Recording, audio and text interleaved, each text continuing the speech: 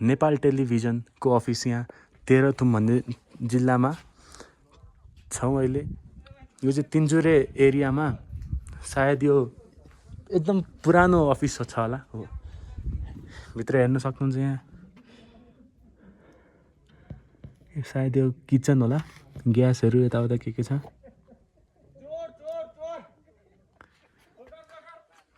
यो मुला साथीहरूले चोर भन्दैछ तर म चोर्न चाहिँ आएको होइन।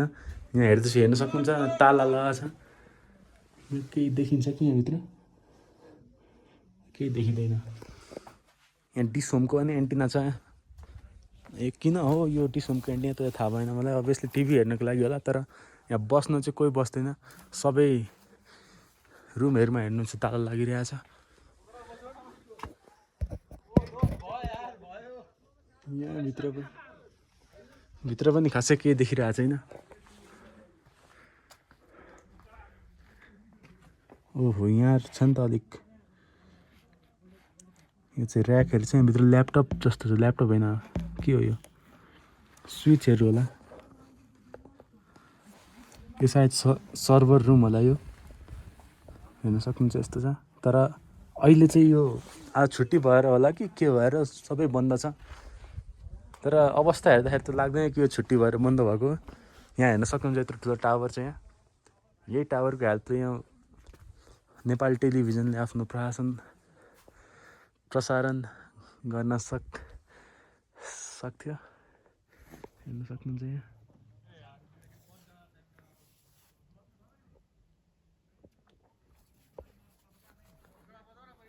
यो रेडियो एन्टिना अवस्था चाहिँ एकदमै नाजुक छ। म भित्र जान डर लागिरहेछ किनभने हाई भोल्टेज हुनसक्छ। यहाँ केता हान्दियो भने त मरिन्छ है।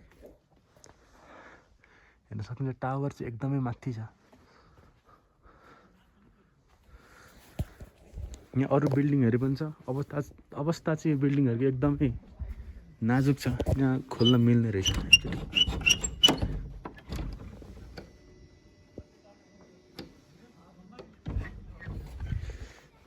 यहाँभित्र अवस्था एकदमै नाजुक छ यहाँको। यो रुमभित्र चाहिँ केही न केही त छ होइन। फ्यानहरू चलिरहेको छ। सायद कुनै टेक्निकल कामहरू यहाँ भइरहेको होला। भित्र चाहिँ अब नगएकै ठिक। थाहा छैन है के छ। फेरि पुलिसले आएर ठोक्यो भने त। तर एरिया हेर्न सक्नुहुन्छ एकदमै दुर्गम ठाउँ छ। यो ठाउँदेखि यसरी प्रशासन गर्न सक्नु भनेकै ठुलो कुरो हो। नेपाल टेलिभिजन जस्तो पुरानो टेलिभिजन नेपालको।